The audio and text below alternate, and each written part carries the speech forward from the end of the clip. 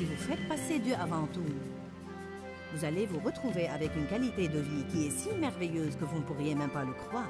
Restez avec nous dans Jouissez de votre vie.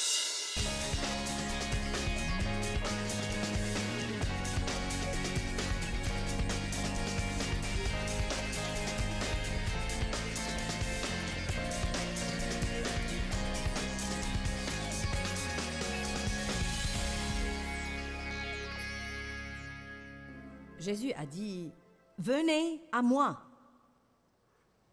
Aimez-vous ces mots-là? Moi, j'aime ça.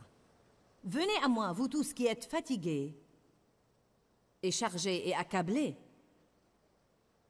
Donc, chaque fois que nous sommes vraiment à bout, les choses sont intolérables, nous sommes frustrés et épuisés, nous ne savons que faire, nous sommes stressés, nous devons recourir à Jésus.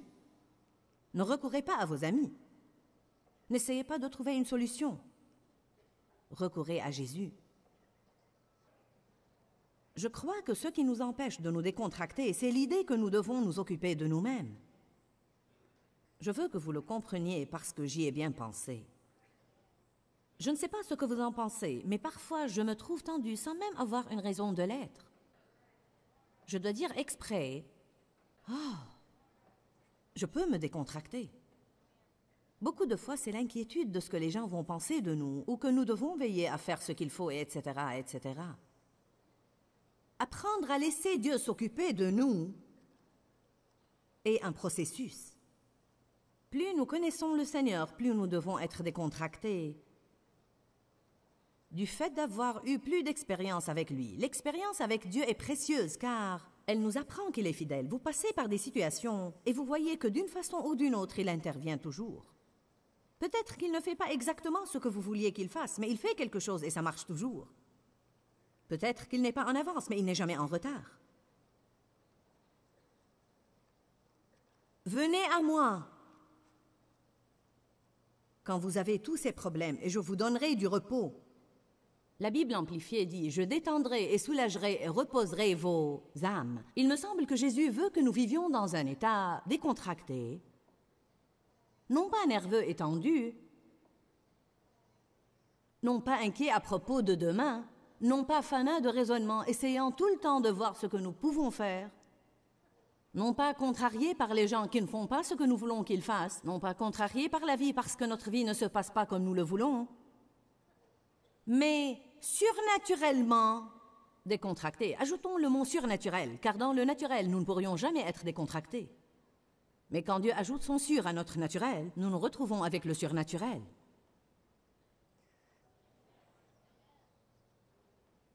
Venez à moi en toutes choses, à propos de toutes choses, pour toutes choses, parce que je veux toujours vous aider en tout, dit Jésus. Il n'y a rien de trop petit, ni de trop grand. Venez à lui autant que vous voulez. Demandez-lui tout ce que vous voulez. Je me rappelle la femme qui m'a dit... Je priais pour des gens à l'hôtel à l'époque où mes réunions étaient plus petites. Elle a dit, puis-je demander deux choses à Dieu? J'ai trouvé mignon et triste à la fois qu'il y ait une personne qui ne connaissait pas Dieu suffisamment pour savoir qu'elle pouvait lui demander tout ce qu'elle voulait, aussi souvent qu'elle le voulait. Elle pensait qu'elle pouvait seulement avoir une certaine quantité de demandes, et puis Dieu se lasserait peut-être de l'écouter.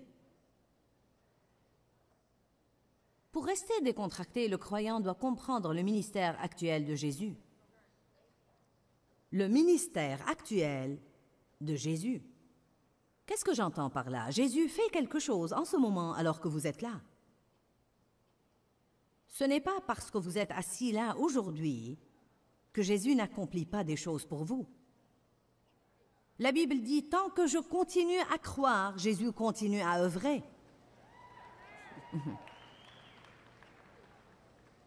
Alors, quand vous venez assister à un séminaire comme celui-ci, vous devez dire, « Seigneur, j'ai laissé toutes mes situations et mes circonstances derrière moi, et pendant que je suis là à jouir du sermon et de la bonne musique, je déclare ma foi comme quoi tu vas certainement œuvrer sur ma situation, Et même quand je sors, les choses vont être différentes de ce qu'elles étaient quand je suis entrée. Nous devons déclarer notre foi par des mots pleins de foi et par de courtes prières, car les prières ne doivent pas forcément être longues et éloquentes.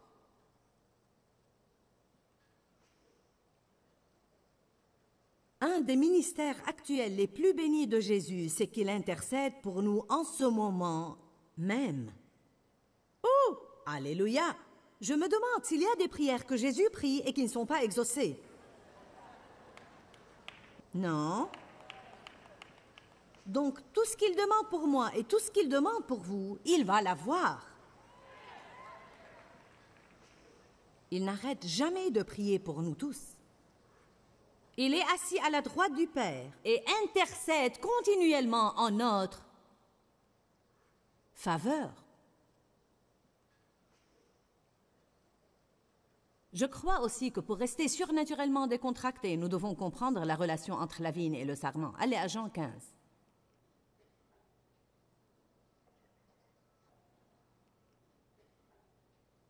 Jean 15, verset 1. Il dit « Je suis la vigne, mon Père est le vigneron.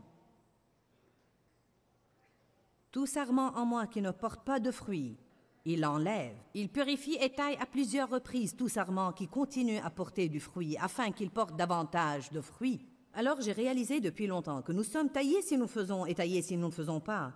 Donc la taille est une réalité de la vie. Si je ne porte pas de fruits, je suis taillé. Et si je porte du fruit, je suis taillé. En d'autres termes, Dieu va s'occuper de nous. C'est une réalité de la vie. Dieu va s'occuper de ces petits sarments. Les petits sarments sont censés finalement porter du fruit pour que le monde vienne et cueille ce fruit et se nourrisse. Et grâce à la puissance et à la vie qui coule dans la vigne, il y aura davantage de fruits sur les sarments. Mais vous ne voyez jamais un sarment luttant pour porter du fruit. Vous ne voyez pas un pommier qui fait... Que fais-tu? Je fais des pommes.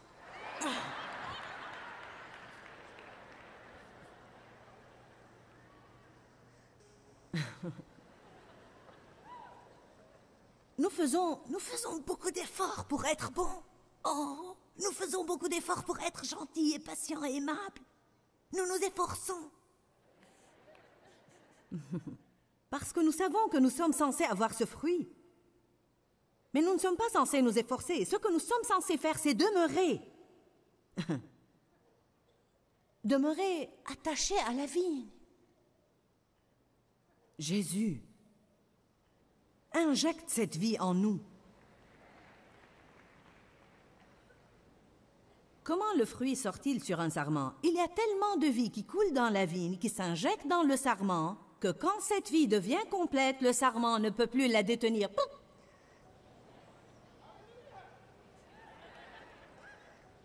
Donc tout ce dont j'ai besoin est davantage de Jésus. Davantage de sève injectée par la vigne dans ce petit sarment, et le fruit va sortir. Vous savez quoi? Le temps de quitter ce week-end, vous auriez cueilli tous mes fruits.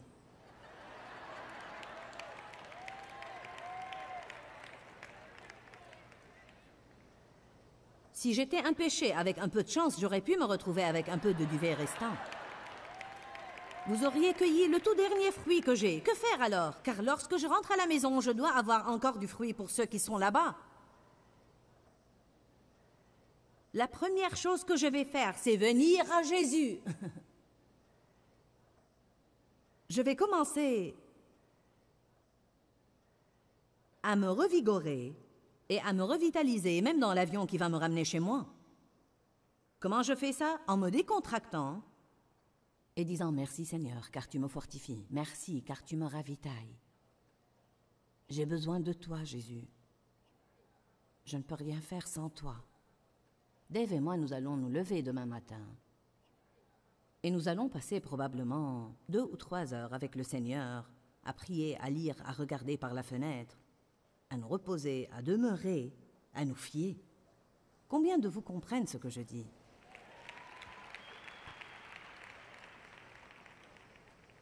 Combien de vous se rappellent le figuier que Jésus a maudit? Personnellement, j'avais l'habitude de plaindre ce figuier parce que je ne comprenais pas. La Bible dit que Jésus avait faim et qu'il a vu de loin un figuier et qu'il est allé en chercher quelque chose pour manger. Mais il n'avait pas de fruits, alors il l'a maudit et il a dit que jamais fruit ne naisse de toi. J'ai pensé, ce n'était pas la faute au figuier. Mais il y a une explication dans la Bible amplifiée qui me l'a fait comprendre. Elle dit, le figuier, lorsqu'il a des feuilles, est aussi censé avoir du fruit sous ces feuilles-là. Donc la Bible dit, Jésus apercevant de loin un figuier qui avait des feuilles, avait faim et alla en manger. Il l'a maudit car il était factice. Il avait des feuilles et pas de fruits. Je pense que beaucoup de gens vivent avec des malédictions sur leur vie, car tout ce qu'ils ont, c'est l'attirail chrétien, des feuilles. Ils donnent l'impression d'avoir tout ce qu'il faut. Ils ont l'autocollant du pare-choc, le poisson sur leur voiture, ils prennent une grande Bible au travail, ils écoutent leur cassette tous les jours. Mais quand un collègue vient, ils n'ont pas de fruits. Pourquoi? Parce que nous pouvons avoir tout ce qu'il faut et pourtant ne pas demeurer dans la vigne. Vous pouvez assister à 3 réunions d'église par semaine et ne pas demeurer dans la vigne et ne pas passer du temps avec Jésus. Si vous êtes pasteur, vos messages ne vont pas être très loin, mais ça va peut-être prendre un moment pour certains pour le comprendre. Car si vous êtes un orateur assez éloquent, certains ne discernent pas la différence entre l'onction et l'éloquence. Certains oui et certains non. J'ai peur de ne pas passer du temps avec Dieu car je n'ai rien de spécial. Et si je n'ai pas l'onction, je suis foutu avant même de monter ici et d'ouvrir la bouche. Jean 15, verset 4. Demeurez en moi et je demeurerai en vous. Vivez en moi et je vivrai en vous. Comme le sarment ne peut de lui-même porter du fruit s'il ne demeure attaché à la vigne, ainsi vous ne le pouvez non plus si vous demeurez en moi. Il s'agit de porter du fruit, d'accord? Je suis la vigne, vous êtes les sarments. Celui qui demeure en moi et en qui je demeure porte beaucoup de fruits. Cependant, sans moi, coupé de l'union vitale avec moi, vous ne pouvez rien faire. Puis-je avoir ma plante? Nous devons avoir des exemples. Merci. Bon, maintenant, évidemment, c'est une plante artificielle, mais nous allons prétendre qu'elle est réelle. Maintenant, ça, c'est la vigne. Voyez? Toute la vie, pour tous ces sarments, viendrait de la vigne si cette plante était vivante. Et la vie qui monte dans cette vigne viendrait des racines.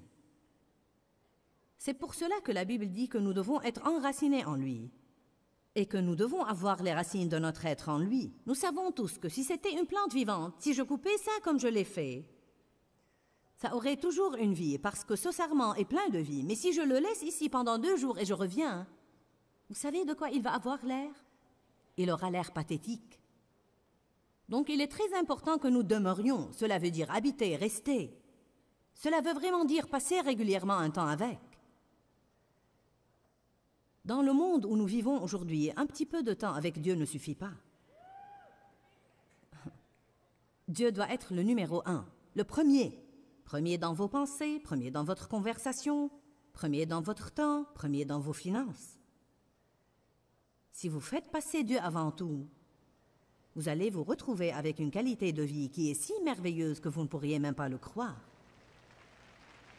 Je peux vous le promettre. Une garantie à toute épreuve. Je l'ai vu marcher non seulement dans ma vie, mais dans beaucoup d'autres vies. Faites passer Dieu avant tout. Il ne s'agit pas seulement d'aller à l'église. Il ne s'agit pas seulement de tout l'attirail qui est représenté peut-être par les feuilles. N'oubliez pas qu'Adam et Ève, quand ils ont eu des ennuis, la première chose qu'ils ont faite, c'était de se couvrir de feuilles aussi. Dieu leur a même dit que cela n'était pas suffisant. Les feuilles vont mourir. Je veux que vous alliez à Romains, chapitre 11. Nous reviendrons à cette plante dans un instant. Romains 11, 17.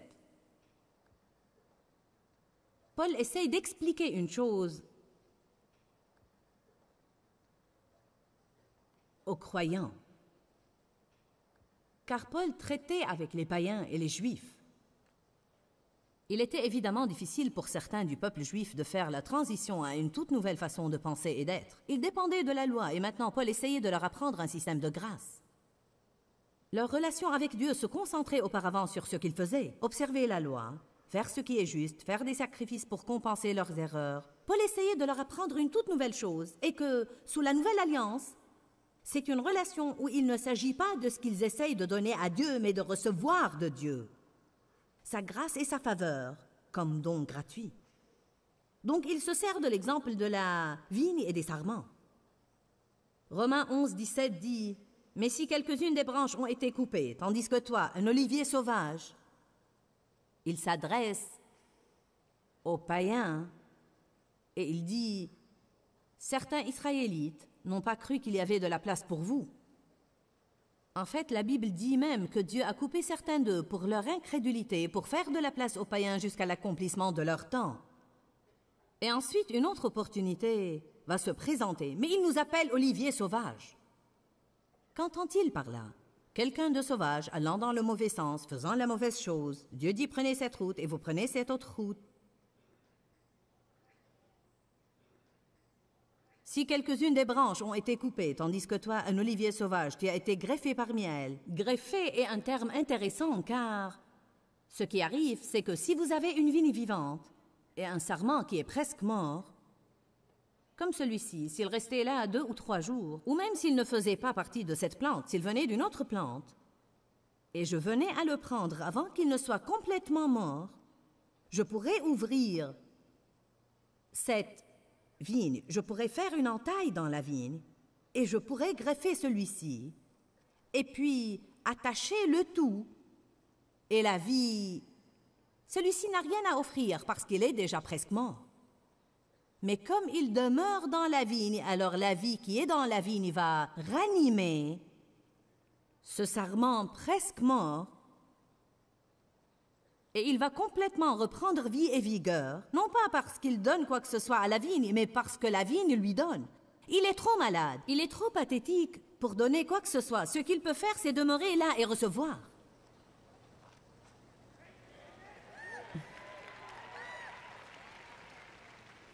Certains de vous ne demeurent pas assez. Vous ne demeurez pas assez. Vous demandez à Dieu trop de fois par jour, « Que veux-tu que je fasse, Dieu? Que veux-tu que je fasse? Que puis-je faire? Je fais tout ce que je sais faire, Dieu. » Il ne s'agit pas de faire. Il s'agit de demeurer. Allez maintenant, faites attention. Mais si quelques-unes des branches ont été coupées, tandis que toi, un olivier sauvage, tu as été greffé parmi elles pour partager la richesse de la racine et de la sève de l'olivier. Pourquoi ont-ils été greffés? Ils ont été greffés pour avoir part à ce que la racine et la vigne avaient, non pas pour donner, mais pour prendre part à ce que la vigne avait. Pourquoi Jésus nous a-t-il amenés à avoir une relation avec lui? Pour prendre part à ce qu'il a, non pas pour qu'on lui donne quoi que ce soit. Il y a une écriture dans la Bible qui dit « De quoi Dieu a-t-il besoin que vous puissiez lui donner et qu'il n'a pas déjà? » Nous lui donnons nos remerciements et nous lui donnons nos louanges, mais il n'a pas besoin de nos œuvres ni de nos idées lumineuses pour lui indiquer comment gérer notre vie. Avez-vous jamais fait ça? Dieu, as-tu jamais pensé à essayer ça? Oh, j'ai fait ça. Je suggérais à Dieu ce qu'il pourrait faire pour mettre mes enfants au bon endroit, ou une chose par laquelle il pourrait les toucher. Ou bien je lui suggérais quelqu'un à qui il pourrait me présenter pour qu'il me donne une grâce et que mon ministère prospère. Ne savez-vous pas que Dieu trouve drôle de traiter avec nous? Ce dont nous avons besoin, c'est de capituler. Ce dont nous avons besoin, c'est de renoncer et de nous rendre compte que nous n'avons vraiment rien à donner, que nous sommes désespérément sans ressources, et nous devons venir à lui, et nous devons apprendre comment écouter sa parole et recevoir. Il y a des personnes qui supplient Dieu depuis des semaines, ou peut-être même presque toute leur vie, de leur pardonner un péché qu'ils ont commis dans le temps et qu'ils pensent être effroyable, et ils ont répété la même prière à n'en plus finir, et ils n'ont jamais reçu ce don gratuit du pardon qui était à leur disposition tout ce temps. Vous devez recevoir. Ne soyez pas des mendiants. Soyez des croyants, et le mot « croire » veut dire recevoir. Recevoir. Prenez l'habitude quand vous priez et vous demandez à Dieu de vous pardonner vos péchés, d'ajouter après ça « Je reçois ce pardon en ce moment-là ». Nous devons nous entraîner à apprendre à recevoir et nous devons avoir la mentalité de quelqu'un qui reçoit. Je suis un sarment attaché à une vigne. Tout ce que je peux faire, c'est recevoir la vie de cette vigne et je tiendrai bon. Je reçois, Seigneur, je reçois ta grâce aujourd'hui. Je reçois le salut. Je reçois le Saint-Esprit. La Bible ne dit pas « As-tu pris le salut? As-tu pris le Saint-Esprit? As-tu pris l'exaucement de ta prière ?» Que disons-nous aux gens? « J'ai appris que tu es allé à la conférence de Joyce. As-tu pris l'exaucement de ta prière? As-tu pris ta guérison? As-tu pris le salut? As-tu pris le Saint-Esprit? As-tu pris le bonheur? » Allez, nous nous servons de ce terme. Prie, prie, prie, prie. Le mot « prendre » veut dire obtenir par l'effort et la lutte. Oui, Dieu soit loué, j'ai pris mon exaucement.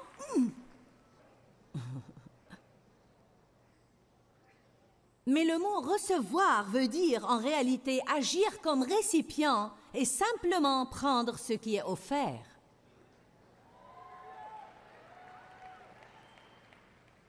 Comment puis-je rester surnaturellement décontracté? En recevant et non pas en prenant, en vivant par la grâce et non pas par les œuvres. La grâce est l'énergie de Dieu qui fait ce qui doit être fait. Les œuvres sont mon énergie qui essaie de faire ce que Dieu seul peut faire. Nous n'avons rien qui ait une valeur réelle sauf ce que Jésus nous donne. Nous ne valons rien sauf ce qu'il fait de nous. Romains 11, 18 dit « Ne te vante pas devant les autres branches et ne te glorifie pas à leurs dépens. »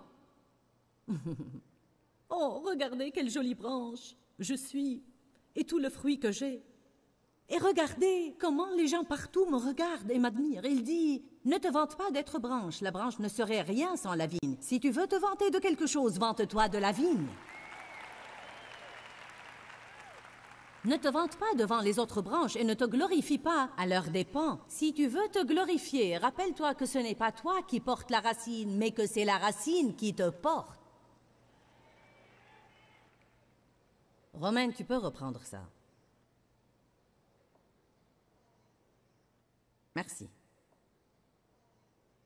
Maintenant, allez à Romains 11, 36, où nous allons jeter un coup d'œil sur une des écritures les plus merveilleuses dans la parole de Dieu. J'y ai beaucoup pensé.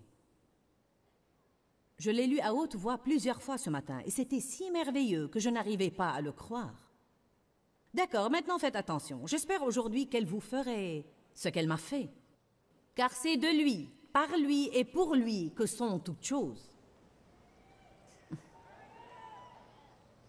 Car toutes choses proviennent de lui et viennent de lui. Toutes choses vivent à travers lui.